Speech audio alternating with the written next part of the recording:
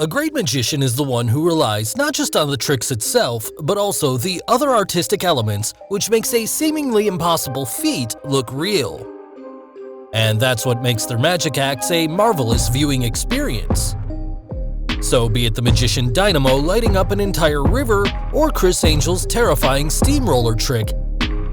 Hello and welcome back, and today we'll uncover the secrets behind world's most famous magic tricks. So, let's get started. The first trick, the terrifying steamroller trick. If it's not terrifying, then it's not a Criss Angel trick. Such is Criss's talent that anyone watching his magic acts are in awe of his performance. In this famous trick performed on the street, you can see Criss walking across a pile of broken glass. He then shockingly holds a plank on those broken glass just to test it and lies down on it. Finally, a huge steamroller runs over him, but to everyone's surprise, Criss is all fine and manages to survive the powerful impact. So, how did he perform this scary stunt? Well, here's the secret. First, he shows the real ones for examination, but the rest of the pieces on which he walks and lies are fake pieces. Also, the blood which you see from his body at the end is not real and is only a red-colored liquid shown to dramatize the moment. So let's now focus on the steamroller part. If you notice, there are blankets hanging from both sides of the steamroller, which makes it difficult to see what's going on and conceals the secret part. To figure out how the trick is done, some of you think either the rollers of the vehicle are made up of flexible material or there's something hidden underneath the carpet. Well, they are actual rollers, and the carpet you see forms the key and is present there to hide what lies beneath it.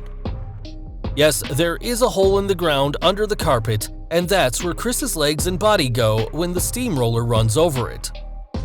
Also, the hole is filled with some kind of foam which enables Criss to lie on it. Now, when the roller goes over him, the impact causes his body to adjust accordingly with the foam as soon as some pressure is applied.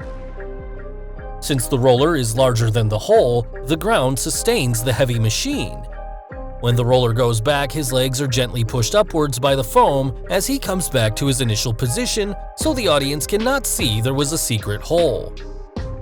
Finally, all Criss had to do is scream like he's actually getting crushed to make the trick appear more dramatic. The second trick, lighting up the river illusion. Dynamo, the magician known to perform some incredible-looking acts, performed one such wonderful magic trick on the holy Ganges River in India. During this magical act, Dynamo ignites a flowing lamp in the middle of the river, using just his magical gestures. Thereafter, he lights up the entire river with hundreds of lamps, which amazes everyone around. So, how did he do it? Well, before revealing the secret, if you haven't subscribed to our channel yet, make sure to subscribe and hit the bell icon so that you get instant notifications of our new video uploads. Now, let's quickly get to the secret. Out of all the lamps which Dynamo lights up, only the first one is real, and all the other lamps are electric ones. Yes, since the first lamp he lights up was in close view of the audience. So here, the lighting was done using the chemical properties of sodium and water, and the lamp had sodium present inside it. Since sodium is an alkali metal, and when you mix it up with water, you get a highly reactive exothermic reaction which turns into fire and lights up the lamp. Dynamo then places the first lamp into the river. Thereafter, the lamps, which lit up one by one, were all electric lamps already set up before the trick had started. His assistants controlled the lamps using a remote device and were lit up on Dynamo's gestures, which made this amazing-looking trick possible. The third trick, move the ring magic act. On the famous Penn and Teller show, a magician named Adrián Carratalá performed a magical ring trick in which he first borrows a ring from a beautiful lady and calls her on stage as a volunteer. He then puts her ring inside a silk cloth and tells her to hold it with her right hand. Thereafter, he tells her to let go of the ring as he instantly catches the silk cloth.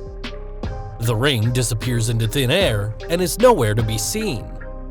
Finally, he brings the ladder on center stage, climbs a few steps, and then shows her that her ring has magically teleported onto his shoelaces.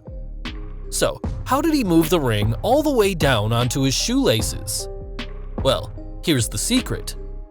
After Adrián borrows the ring from the lady and makes his way up onto the stage, he already has a loop of shoelace wrapped through the ring. The loop is gimmicked, and the ends of the loop are magnetic, so when he's holding the ring in his hand, at this moment, he has the loop of a shoelace hidden in his fingers. Now, when he puts the ring into the silk cloth, the ring actually goes into a secret pocket in one of the corners inside the cloth.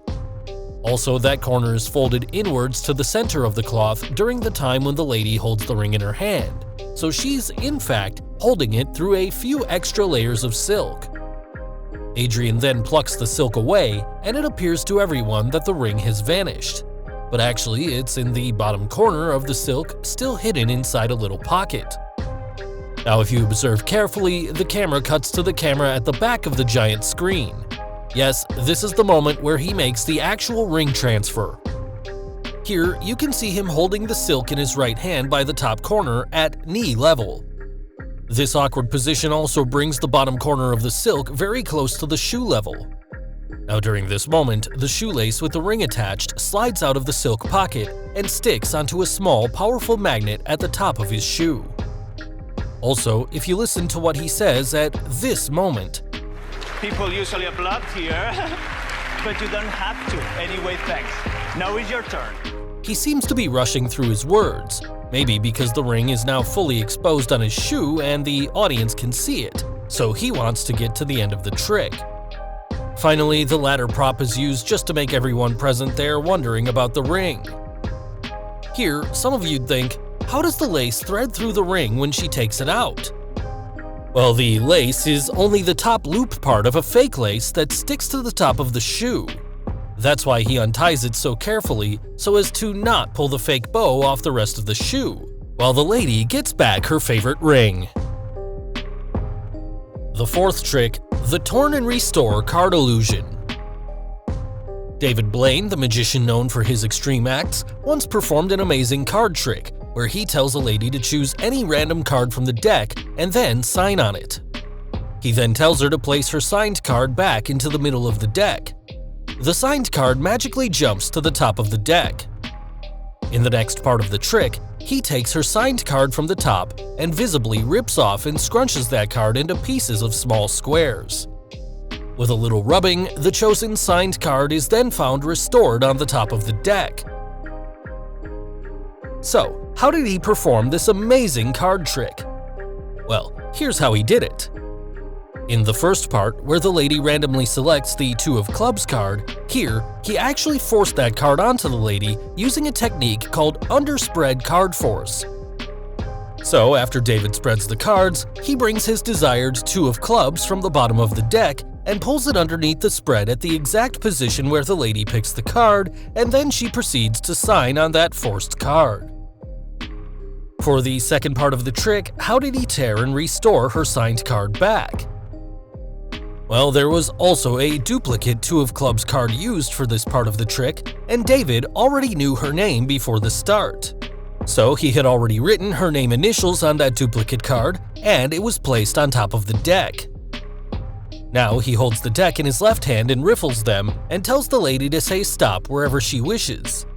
When done, he pretends to cut off half of the deck and holds it deep into his left hand, and during this moment, he secretly removes the topmost duplicate signed card using his right hand and moves it away quickly, thus keeping that one card concealed away from the ladies. He then offers her the rest of the deck and tells her to put her signed force card into the supposed cut, which is, in fact, the topmost position.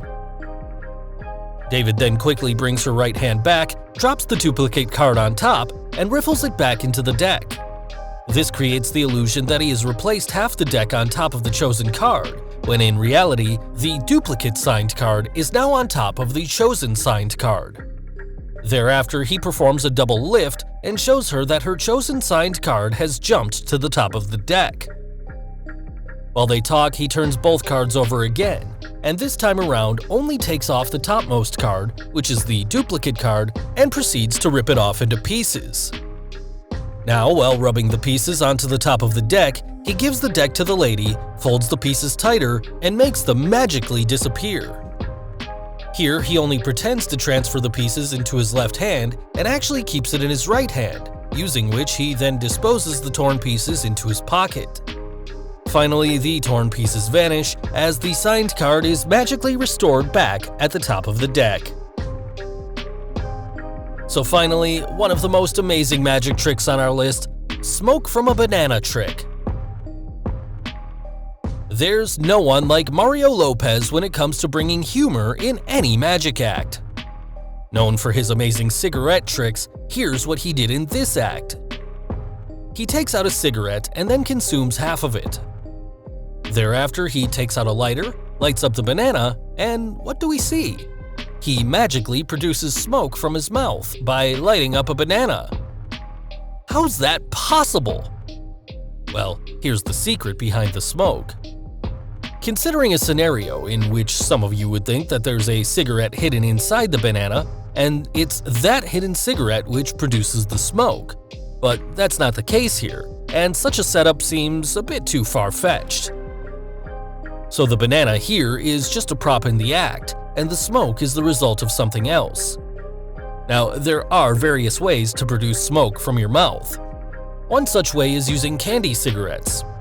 There are some other ways like vaping, inhaling and exhaling, and using the right technique of props. Anyone can create a smoke-like vapor or dust in the air that will fool others into thinking the person is actually smoking. But here, the above props aren't used, and instead the cigarette which Mario eats here is an edible frosty cigarette. The frost is made with the use of liquid nitrogen, which is capable of producing a lot of smoke.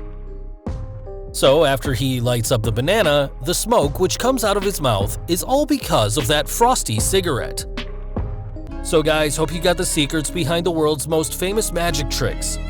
Which one of the 5 tricks did you like the most? And name any other magic trick you would like us to reveal. Tell us in the comments below. Do like and share this video with your friends on social media.